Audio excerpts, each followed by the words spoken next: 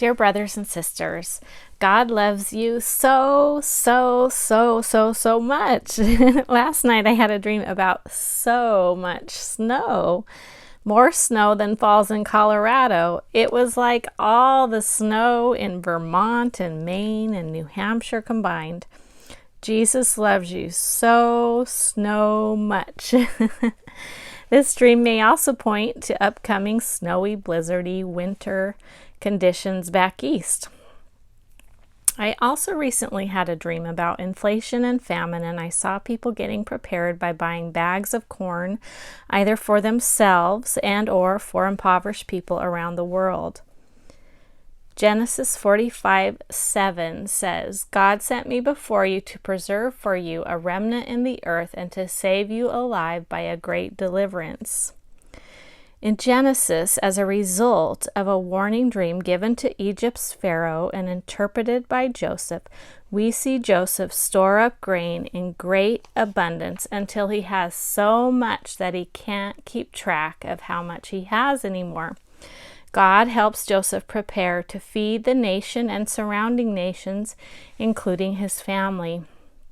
But before long, they find themselves enslaved in Egypt. Speaking of being enslaved, in one of my dreams, I saw a technology show with glowing electronics, and we discussed the fact that soon people will be wearing light-up technology in order to buy and sell. I also heard our carbon footprint discussed. Back to my dream of people being enslaved in Egypt, I saw someone named Aaron and someone named Joshua being a part of the deliverance, a part of the journey, which I believe points to the exodus out of Egypt. Aaron was a priest and a prophet and elder brother of Moses, who was the mouthpiece speaking on behalf of Moses to lead the people out of Egypt. His name means teacher, messenger, and mountain of strength. In my dream, he had a last name meaning laborer. Joshua, whose name means God is salvation, a form of Yeshua pointing to Jesus, led the people into the promised land. In my dream, Joshua's journey was on a school bus, and we all have learned a lot on our journey. We've been on our learning journey together. We have examined the bigger picture that people who don't know God's word and the future predictions that it actually makes, they don't always see the bigger picture. But we've learned a lot on our journey together, and the time to enter the promised land gets closer and closer every day. In my dream, I saw people carrying a large box and being delivered as they crossed a very large river, just as Joshua crossed the Jordan River. In Ezekiel 33:4, God says, "My presence will go with you, and I will give you rest."